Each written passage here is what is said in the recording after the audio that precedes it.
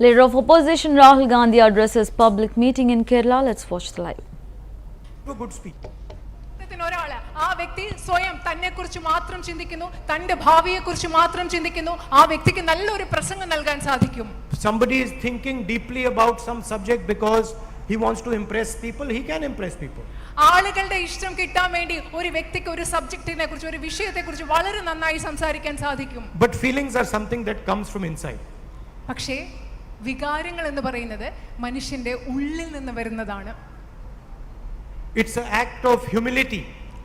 വികാരങ്ങൾ എന്ന് പറയുന്നത് വിനയത്തിൽ നിന്നുണ്ടാകുന്ന ഒരു പ്രവൃത്തിയാണ്.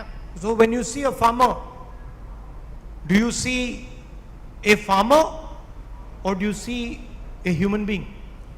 ഉദാഹരണത്തിന് നിങ്ങൾ ഒരു കർഷകനെ കാണുമ്പോൾ നിങ്ങൾ കാണുന്നത് ഒരു കർഷകനെയാണോ അതോ അവിടെ ഒരു മനുഷ്യനെയാണോ നിങ്ങൾ കാണുന്നത്? Do you feel the fear that he is feeling because it might not rain? മഴ പെയ്യുന്നില്ല എന്നോർത്ത് അദ്ദേഹത്തിന്റെ ഉള്ളിൽ, ആ കർഷകന്റെ ഉള്ളിൽ തോന്നുന്ന ഭയം നിങ്ങൾക്ക് അനുഭവിക്കാൻ, നിങ്ങൾക്കത് തോന്നാൻ സാധിക്കുന്നുണ്ടോ? Do you feel how he feels about his children when he goes to sleep? അദ്ദേഹം ഉറങ്ങാൻ പോകുമ്പോൾ, ആ കർഷകൻ ഉറങ്ങാൻ പോകുമ്പോൾ തന്റെ കുട്ടികളെ കുറിച്ച് അദ്ദേഹം എന്താണ് ചിന്തിക്കുന്നതെന്ന് നിങ്ങൾക്ക് മനസ്സിൽ തോന്നാൻ കഴിയുന്നുണ്ടോ? In Wayanad there's a lot of man animal conflict.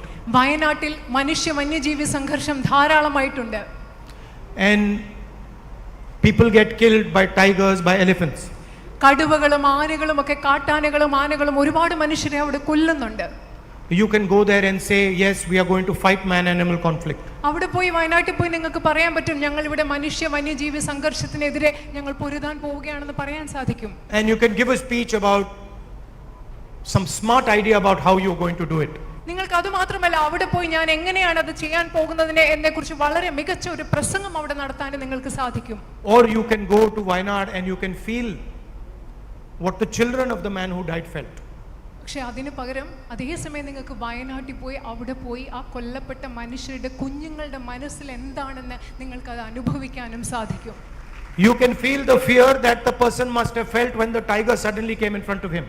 ആ കടുവ പെട്ടെന്ന് തന്റെ മുന്നിലേക്ക് വന്നപ്പോൾ ആ മനുഷ്യന്റെ ഉള്ളിൽ തോന്നിയ ഭയം നിങ്ങൾക്ക് അവിടെ പോയി അത് നിങ്ങൾക്ക് സ്വയം അനുഭവിച്ചു നോക്കാൻ, അതിനെപ്പറ്റി ചിന്തിക്കാൻ സാധിക്കും. You can feel that when the tiger was killing him, he was thinking, who's going to look after my children? നിങ്ങൾക്ക് ചിന്തിക്കാൻ പറ്റും, ആ കടുവ ആ മനുഷ്യനെ കൊന്നപ്പോൾ ആ മനുഷ്യൻ ആലോചിക്കുകയായിരുന്നിരിക്കും, എന്റെ കുഞ്ഞുങ്ങളെ ആരാണ് നോക്കാൻ പോകുന്നത്, അവരെ ആര് സംരക്ഷിക്കുമെന്നായിരിക്കും ആ മനുഷ്യൻ ഉള്ളിൽ പേടിച്ചിട്ടുണ്ടാവുക. So true politics is not about what you say or what you think. It is about your ability to feel what people are feeling. രാഷ്ട്രീയം എന്ന് പറയുന്നത് നിങ്ങൾ പറയുന്നതല്ല, നിങ്ങൾ ചിന്തിക്കുന്നതുമല്ല, അതിലുപരിയായി മനുഷ്യരുടെ ഉള്ളിൽ എന്താണ് തോന്നുന്നത്, അവരുടെ വികാരങ്ങൾ എന്താണെന്ന് സ്വയം അനുഭവിക്കാനുള്ള നിങ്ങളുടെ കഴിവിലൂടെയാണ് രാഷ്ട്രീയം എന്ന് പറയുന്നത്. And if you want to feel what other people are feeling, you have to curtail your greed, your anger, your own fear. മറ്റുള്ളവർ എന്താണ് ചിന്തിക്കുന്നത്, അവർ അനുഭവിക്കുന്നത് എന്താണെന്ന് നിങ്ങൾക്ക് മനസ്സിലാകണമെങ്കിൽ നിങ്ങളുടെ അത്യാഗ്രഹം, നിങ്ങളുടെ ദേഷ്യം, ഇതൊക്കെ നിങ്ങൾക്ക് നിയന്ത്രിച്ചാൽ മാത്രമേ അത് അനുഭവിക്കാൻ നിങ്ങൾക്ക് സാധിക്കുകയുള്ളൂ. If you want to feel what a farmer is feeling, you have to kill your ambition. You have to kill what you think he can give you. ഒരു കർഷകൻ എന്താണ് ചിന്തിക്കുന്നത് നിങ്ങൾക്ക് മനസ്സിലാകണമെങ്കിൽ, അത് അതിനെപ്പറ്റി നിങ്ങൾക്ക് ചിന്തിക്കണമെങ്കിൽ നിങ്ങളുടെ ഉള്ളിലെ അത്യുന്നതിക്കുള്ള ഉത്കർഷേച്ഛയെ നിങ്ങൾ ഇല്ലാതാക്കി നിങ്ങൾക്ക് ആ മനുഷ്യനെ പറ്റി ചിന്തിക്കാൻ സാധിക്കണം.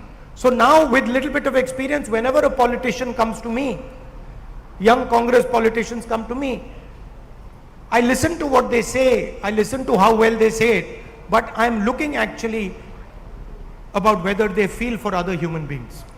ഇപ്പോ രാഷ്ട്രീയത്തിൽ ഇത്രയും നാളത്തെ അനുഭവം വെച്ചിട്ട് എൻ്റെ അടുത്ത് ചെറുപ്പക്കാരായ കോൺഗ്രസ് രാഷ്ട്രീയ നേതാക്കൾ വന്ന് സംസാരിക്കുമ്പോൾ അവർ പറയുന്നത് ഞാൻ ശ്രദ്ധയോടെ കേൾക്കും. പക്ഷെ കേൾക്കുന്നതിനപ്പുറം അവർ മറ്റു മനുഷ്യർക്ക് വേണ്ടി അവരുടെ ഹൃദയത്തിൽ എന്തെങ്കിലും വികാരങ്ങളോ ചിന്തയോ ഉണ്ടോ എന്നാണ് ഞാൻ ശ്രദ്ധിക്കുന്നത്.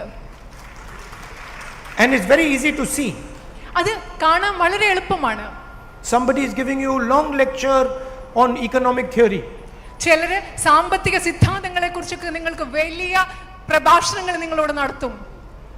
And you're sitting at a restaurant having lunch with him.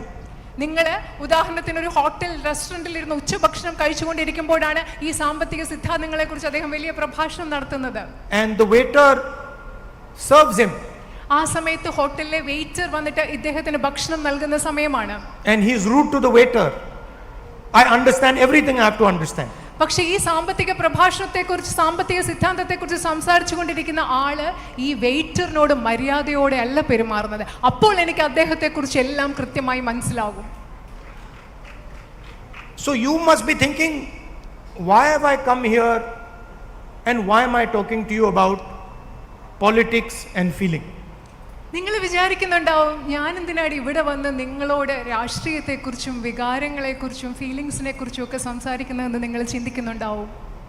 Because in my 21 years of political life, one of the masters of politics of feeling was Oommen Chandy ji. കാരണം എൻ്റെ 21 വർഷത്തെ രാഷ്ട്രീയ ജീവിതത്തിൽ മനുഷ്യന്റെ വികാരങ്ങൾ മനസ്സിലാക്കുന്നതിൽ ഇത്രയധികം അഗ്രഗണ്യനായ ഒരു മനുഷ്യൻ എന്ന് പറയുന്നത് ശ്രീ ഉമ്മൻചാണ്ടി ജി തന്നെയായിരുന്നു. I literally saw him. And maybe a lot of people in Kerala will not understand this because they did not see him from inside. I literally saw him kill himself for the people of Kerala. കാരണം ഒരുപക്ഷെ കേരളത്തിലെ പകുതി ആളുകൾ അത് അകത്തു നിന്ന് കണ്ടിട്ടുണ്ടാവില്ല. ഞാൻ യഥാർത്ഥത്തിൽ കണ്ടു അദ്ദേഹം എങ്ങനെയാണ് കേരളത്തിലെ ജനങ്ങൾക്ക് വേണ്ടി സ്വയം ഇല്ലാതാക്കിയതെന്ന് അകത്തു നിന്ന് കണ്ട ആളാണ് ഞാൻ. And I remember when I came on, I think it was the Bharat Jodo Yatra, and everybody had said, the doctors had told me, everybody had said Oommen Chandy cannot walk in the yatra. ഞാൻ ഓർക്കുകയാണ്, ഭാരത് ജോഡോയുടെ സമയത്ത്, ഭാരത് ജോഡോ യാത്ര സമയത്ത് ഇവിടെ വന്നപ്പോൾ എല്ലാവരും പറഞ്ഞു, ഡോക്ടേഴ്സും പറഞ്ഞു, ഉമ്മൻചാണ്ടിജിക്ക് ഭാരത് ജോഡോ യാത്രയുടെ കൂടെ നടക്കാൻ അദ്ദേഹം നടക്കരുതെന്ന് തന്നെ പറഞ്ഞു. And I went to tell him, I said, listen, you cannot walk. ഞാൻ അദ്ദേഹത്തോട് ചെന്ന് പറഞ്ഞു, ശ്രദ്ധിക്ക്, താങ്കൾക്ക് ഇവിടെ നടക്കാൻ പറ്റില്ല, നടക്കാൻ ബുദ്ധിമുട്ടാണെന്ന് ഞാൻ അദ്ദേഹത്തോട് പറഞ്ഞു. And he refused. പക്ഷെ അദ്ദേഹം അത് കേട്ടില്ല.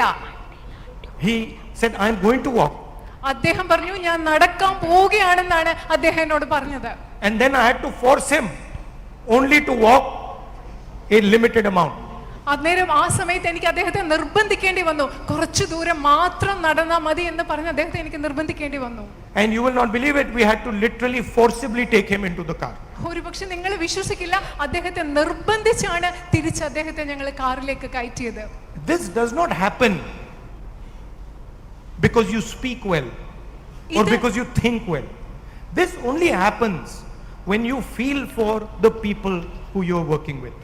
ഇത് നിങ്ങൾ നന്നായി സംസാരിച്ചാൽ സംഭവിക്കുന്ന ഒരു കാര്യമല്ല. ഇത് നിങ്ങൾ നന്നായി ചിന്തിച്ചാൽ ഇത് സംഭവിക്കുന്ന കാര്യമല്ല. ഇത് സംഭവിക്കുന്നത് നിങ്ങൾ ആർക്കു വേണ്ടി പ്രവർത്തിക്കുന്നു, ആ ജനങ്ങൾക്ക് വേണ്ടി നിങ്ങളുടെ മനസ്സിൽ വികാരങ്ങൾ ഉള്ളപ്പോൾ മാത്രം സംഭവിക്കുന്ന ഒന്നാണിത്. And for me, Oommen Chandy ji is not just a individual. He's an expression of Kerala politics. എന്നെ സംബന്ധിച്ചിടത്തോളം ശ്രീ ഉമ്മൻചാണ്ടിജി എന്ന് പറയുന്നത്